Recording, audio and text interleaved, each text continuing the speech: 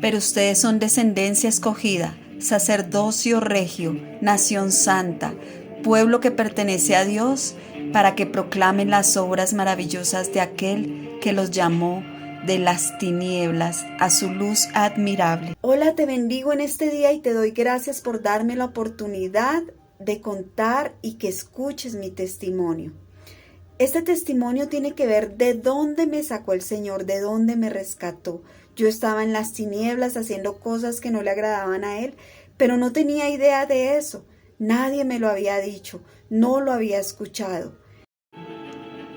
Mi pueblo fue destruido porque le faltó conocimiento. Mi niñez y adolescencia la pasé de la casa al colegio. Estaba estudiando en un colegio religioso, pero que muy pocas oportunidades nos hablaban del Señor. Simplemente conocía a ese Dios como en Semana Santa y en algunas fiestas que se hacían ahí en el colegio que tenían que ver con la parte religiosa. Atravesaba el año de 1981 y alguna vez observé a un familiar leyendo unas cartas del tarot azules, con figuras del sol, la luna y otras que para él tenían muchísimo significado e importancia.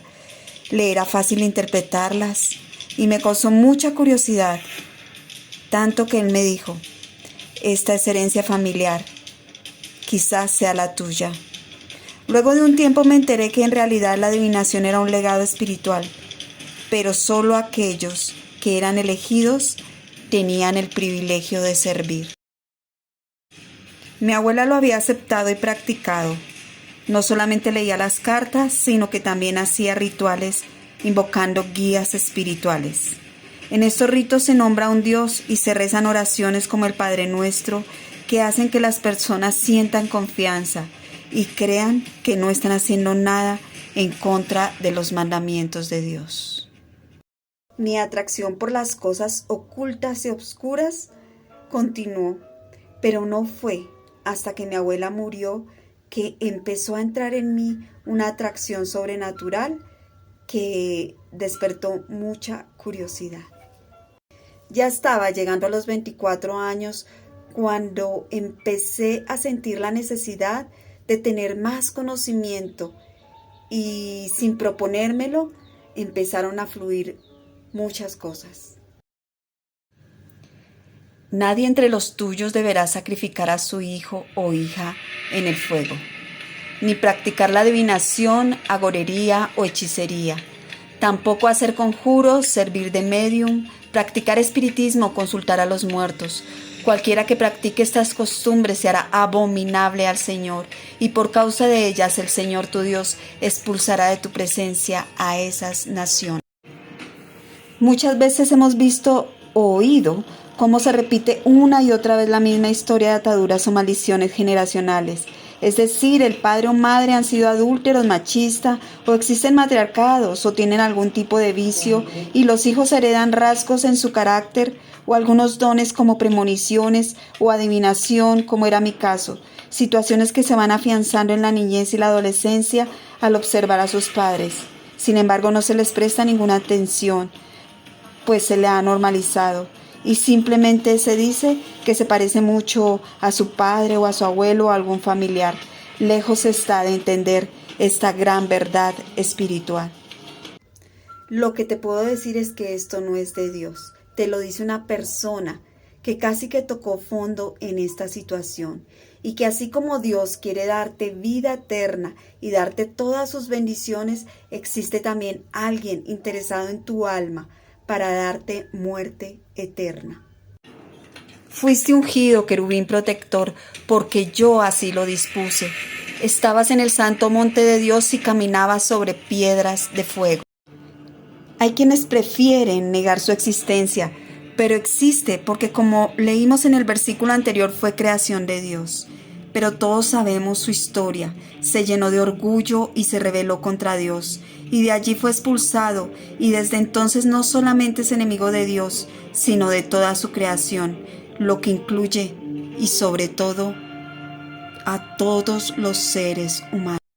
¿Cómo has caído del cielo, lucero, hijo de la mañana, tú que sometías a las naciones, has caído por tierra, decías en tu corazón, subiré hasta los cielos, levantaré mi trono por encima de las estrellas de Dios, gobernaré desde el extremo del norte, en el monte de la reunión subiré a la cresta de las más altas nubes, seré semejante al Altísimo.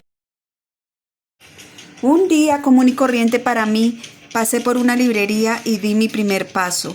Aunque no iba directamente por libros que hablaran de cosas sobrenaturales, sino más bien de amor propio, encontré un libro de metafísica.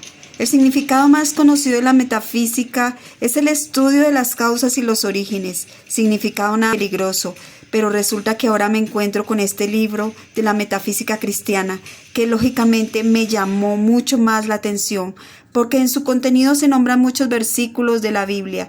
El enemigo sabía cómo acercarme a él, porque en realidad las cosas oscuras me causan gran temor, pero este tipo de metafísica me convencía que no hacía nada malo. A partir de ese momento empezó a llegar a mis manos literatura de este tipo. Siempre había forma de comprarlo.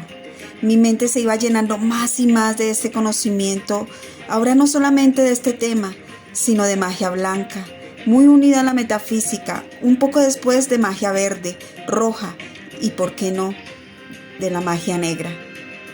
Alguien me regaló un libro muy llamativo de angelología, el poder que supuestamente tienen los ángeles para mostrar el futuro o hacer cosas a nuestro favor. Pero recordemos que los ángeles del cielo son servidores de Dios y están a nuestro servicio para protección con el mismo permiso del Señor. He aquí, yo te envío un ángel delante de ti para que te guarde en el camino y te lleve al lugar que yo he preparado.